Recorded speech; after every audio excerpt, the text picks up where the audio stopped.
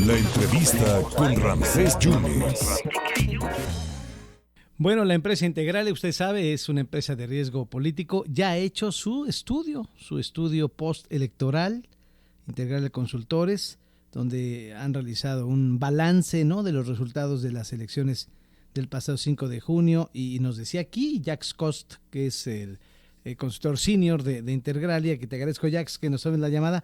Pues no hubo sorpresas, decía que esto era 4-2 y hacen un balance, cuál fue la intencionalidad del voto y bueno, ¿qué es lo que ustedes estuvieron viendo en este reporte, Jax? ¿Cómo estás? Ramsés, qué gusto saludarte otra vez a ti y al auditorio. Pues nosotros observamos, como tú muy bien dices, que no hubo sorpresas. El marcador global, por así decirlo, es 4-2, 4 estados para Morena, 2 estados para la coalición Va por México, pero creo que aquí es importante meter un matiz. Aquí se volvió a demostrar en este proceso electoral las dificultades que tiene la coalición Va por México para ser exitosa a nivel local. ¿Por qué digo esto? Porque estrictamente hablando, la coalición solamente fue exitosa en Durango, en donde la suma de las fuerzas de los 3 partidos políticos fue lo que le dio el triunfo al candidato Esteban Villegas. En Tamaulipas la coalición fue competitiva, pero sobre todo por la fuerza del gobierno estatal del PAN, y en Aguascalientes lo mismo, ganó con un margen muy amplio la coalición, pero en realidad es que el grueso del voto fue del PAN. Digamos que se podría decir que en Aguascalientes el PAN retuvo el estado.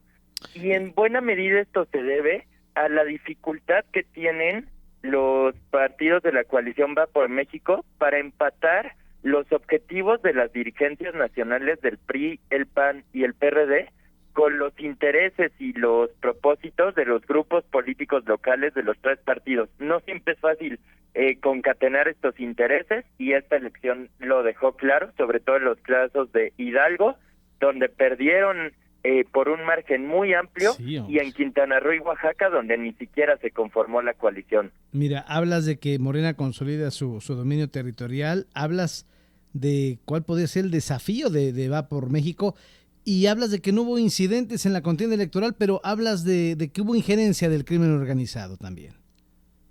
Claro, Ramsés, esto es muy preocupante. Es muy difícil saber cuál fue el nivel de injerencia del crimen organizado en las elecciones, porque pues obviamente esta injerencia se da por abajo de la mesa y de manera pues oculta. Sin embargo, ya se hizo costumbre en los procesos electorales mexicanos que el crimen organizado participe, ya sea financiando ilegalmente campañas, cooptando candidatos, o incluso es agente movilizador del voto en algunas regiones del país. Y esto es muy preocupante y a la vez muy difícil de combatir, ya que, insisto, pues obviamente se da por abajo de la mesa. Uh-huh. Y como ocurre en todos los demás ámbitos, el combate al crimen organizado es muy difícil y es uno de los riesgos más grandes que enfrenta nuestro sistema electoral y nuestra democracia. Palomita para el INE, Jax. Claro, una vez más el INE pues cumplió a cabalidad, demostró que es la mejor institución para organizar elecciones libres, limpias y justas, y pues en este sentido es clave, y lo mismo decía el consejero Lorenzo Córdoba este domingo, que finalmente en México quienes organizan las elecciones y cuentan los votos son los ciudadanos. Por supuesto, bajo la guía y la conducción del INE, pero ayuda mucho que los ciudadanos imparciales sean quienes cuentan los votos. En ese sentido, pues reitero que la reforma electoral del presidente López Obrador, que todavía sigue en la agenda de gobierno, es innecesaria en el sentido de que el INE ha demostrado su valía. Por supuesto que se pueden mejorar cosas del sistema electoral, pero creo que el INE debe seguir siendo la piedra angular de ese sistema.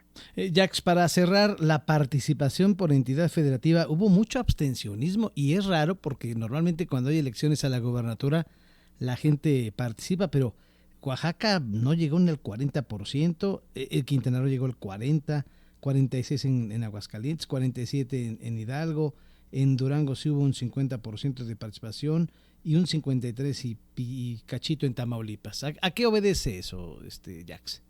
Es un fenómeno muy complejo y a la vez global, no es exclusivo de México.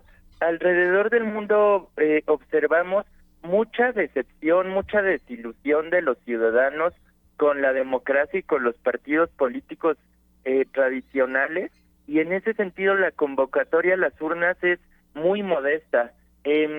Esto también nos muestra que, digamos, el voto duro de Morena es muy poderoso, ya que en elecciones con alto abstencionismo, Morena gana de calle, por así decirlo, y también es muestra de cómo los partidos de Va por México todavía no han logrado hacer clic con la ciudadanía, convocar a la gente a las urnas, y pienso que en buena medida esto se debe a que han carecido de autocrítica. Hace falta que la oposición realice un ejercicio de autocrítica para que a partir de ahí pueda construir un discurso y una visión de futuro que puedan competir con la del presidente López Obrador. Si la oposición continúa en la misma dinámica y sin hacer este ejercicio de introspección y celebrando 2 triunfos de 6 posibles, o el año pasado celebrando pues resultados electorales muy magros, desafortunadamente será poco competitiva en 2024. ¿Cómo queda el mapa electoral,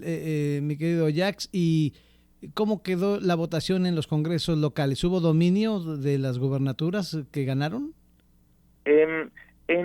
En Quintana Roo fue en el único estado donde se eligió el Congreso local y hay un amplio dominio de Morena en junto con el Partido Verde. En Durango, donde hubo elecciones a alcaldías, Morena ganó la mayoría de los ayuntamientos. Sin embargo, la coalición PAN-PRI-PRD retuvo los 5 más poblados, los 5 más importantes, sobre todo en la comarca lagunera y en la capital, y eso pues te habla de que la coalición, insisto, en el estado donde sí fue muy exitosa fue en Durango. En Durango, pero ahí dices que el dominio fue panista. Jax, te mando un abrazo, gracias. ¿Cómo podemos consultar estas mediciones en Integralia? A partir de mañana el reporte estará en nuestro sitio web y en nuestras redes sociales, particularmente en Twitter estamos como @integralia_mx. Dale un abrazo, por favor, al doctor Luis Carlos Ugalde y a ti, por favor, y a todo el equipo de Integralia. Gracias. Gracias a ti, Ramsés. Saludos al auditorio. Muchas gracias al gran Jax Coste, que es consultor senior de Integralia Consultores, esta empresa de riesgo político. Y así quedaron los numeritos del pasado domingo de elecciones.